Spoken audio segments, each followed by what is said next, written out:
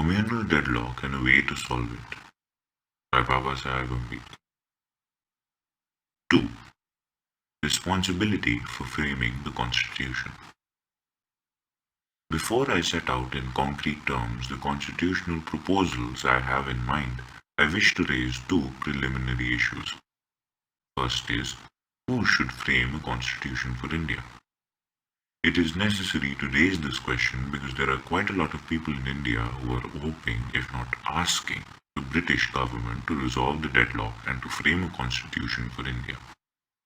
I think there is a gross fallacy in such a view which needs to be exposed. A constitution framed by the British government and imposed upon Indians sufficed in the past.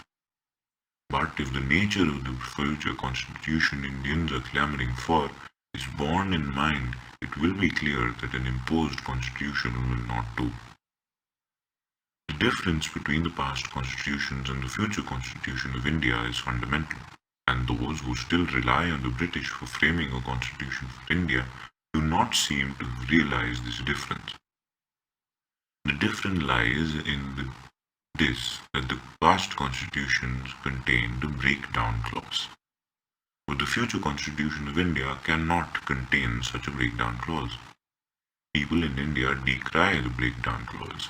By now the notorious Section 93 of the Government of India Act 1935.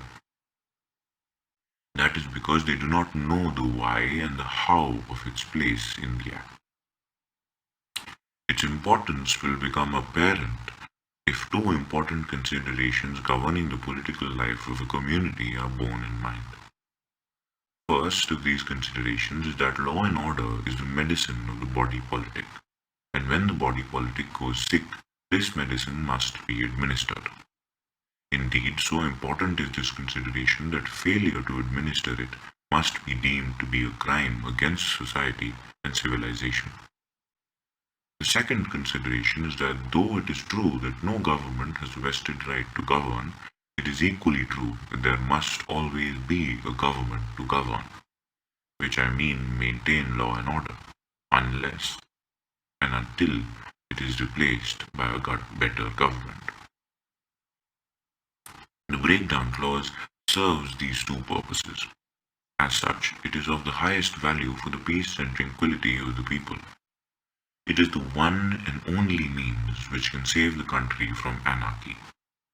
For when constitutional government fails, the breakdown clause has at least the merit of maintaining government. In the past, this distinction between constitutional government and government with the provision for government stepping in when constitutional government failed was a feasible proposition.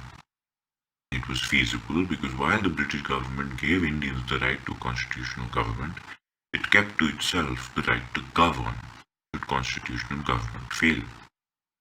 In the future constitution of India, it would not be possible to maintain this distinction. It would not be possible for the British government to give the Indians the right to constitutional government and also to keep to itself the right to govern in case there was a breakdown in the constitutional government. The reason is quite obvious. Past constitutions of India did not treat India as a dominion. The future constitution will proceed on the assumption that India will be a dominion. The breakdown clause or the possibility of government stepping in when constitutional government has failed can be reconciled in the case of a country which has no dominion status. But the two are irreconcilable in the case of a dominion. In the case of a dominion, or for the matter of that, in the case of any free country, there is either a constitutional government or a rebellion. What does this mean? It means that it is impossible to frame a constitution for the Indian dominion with the possibility of a breakdown. To put the same thing in different language, the constitution must be so made that it will not only command the obedience but also the respect of all. And all, or if not all, at any rate, all important elements in the national life of India shall be prepared to uphold it and give it their support. This can only happen if the constitution is framed by Indians, for Indians, and with the voluntary consent of Indians.